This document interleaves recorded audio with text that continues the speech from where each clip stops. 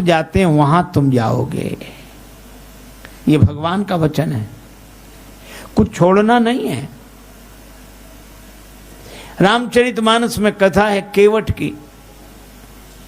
केवट नाव चलाता है, नाव गंगा जी में चलाता है, पर नाव की विशेषता यह है कि नाव तो जल में रहती है पर जल नाव में नहीं आता है, तभी वह दूसरों को पार उतार पाता है केवट। और हमें भी लगता है कि उस नाव से वह परिवार का पालन करता है।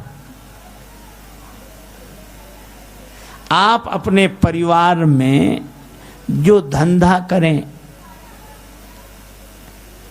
वह करते हुए भगवान का स्मरण करें, ठीक वैसे ही जैसे नाव बाहर से गंगा जी में डूबी रहती है और भीतर से बिल्कुल खाली रहती है। इसी तरह हम बाहर से संसार में डूबे रहें और भीतर से खाली रहें, भगवान को पुकारते रहें, तो हमें भगवान के पास नहीं जाना पड़ेगा। एक दिन भगवान हमारे घाट पर आ जाएंगे, हमारे पास आ जाएंगे।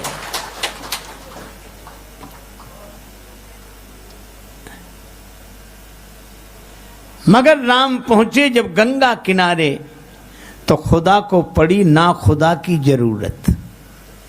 भगवान को केवट की जरूरत पड़ी, ना खुदा, केवट को बोलते हैं। राम जी सुमंत जी को लौटा रहे हैं।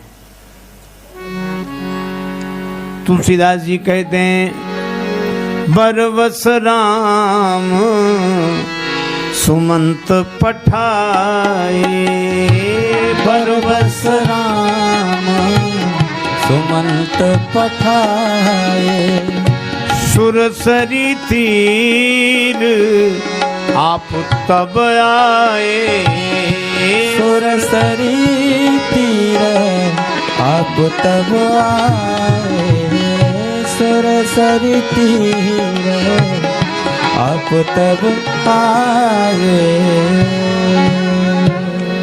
भगवान गंगा जी किनारे आए और भगवान ने आकर केवट से नाव मांगी। तुलसीदास जी कहते हैं मांगी नाव मांगी नाव मांगी नाव। भगवान ने नाव मांगी। निखादराज साथ में हैं, राम जी के मित्र हैं, वो अगर आज्ञा कर देते एक क्या 10 नावें आकर खड़ी हो जाती, पर भगवान ने कहा कि मित्र तुम आज्ञा मत देना, मैं नाव मांगूंगा।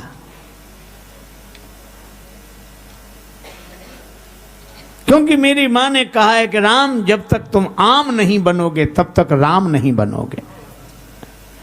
आम आदमी की तरह कठिनाइयों का अनुभव तो करें, आम आदमी की तरह नाव मांगे।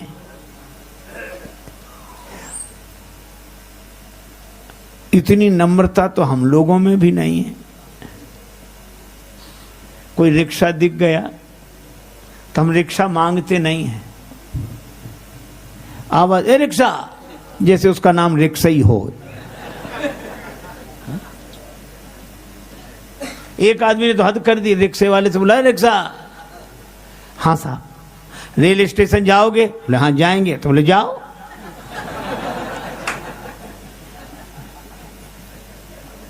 दो आदमी एक रिक्शे पर 2 घंटे बैठे, उतरकर उसे अठन्नी दे दी।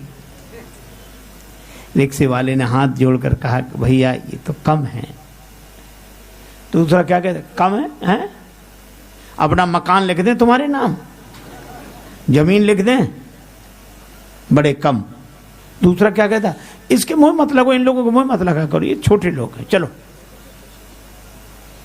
ये हमारा व्यवहार है और भगवान राम का व्यवहार। आज्ञा नहीं दी, नाव मांगी, मांगी नाव। हे केवट अपनी नाव ले आओ, हमें पार कर दो। और नाव जब मांगी तो केवट के आंखों में आंसू आ गए। केवट ने कहा कि श्रम का मूल्यांकन इतना जिसके मन में हो वो नर नहीं हो सकता, नर रूप में भगवान ही हो सकते हैं। कहा ही तुम्हारा मरम मैं जाना। भगवान नाव मांग रहे हैं, आंसू आ गए उसके। कहने लगा मैं आपका मर्म जान गया, लेकिन नाव नहीं ला रहा हूं। मांगी नाव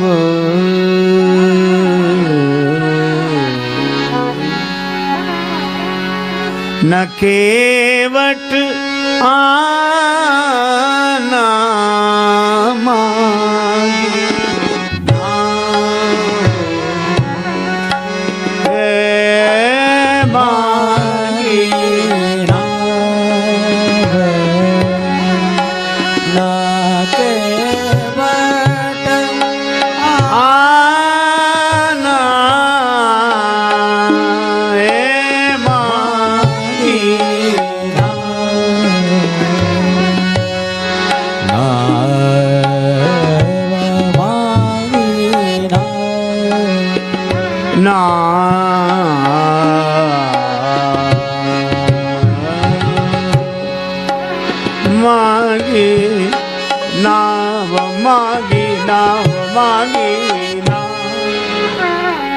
भगवान ने नाव मांगी, केवट नहीं लाया।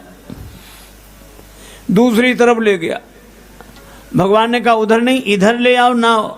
केवट बोला मैं आपके बारे में अच्छी तरह जानता हूं, नाव नहीं लाऊंगा।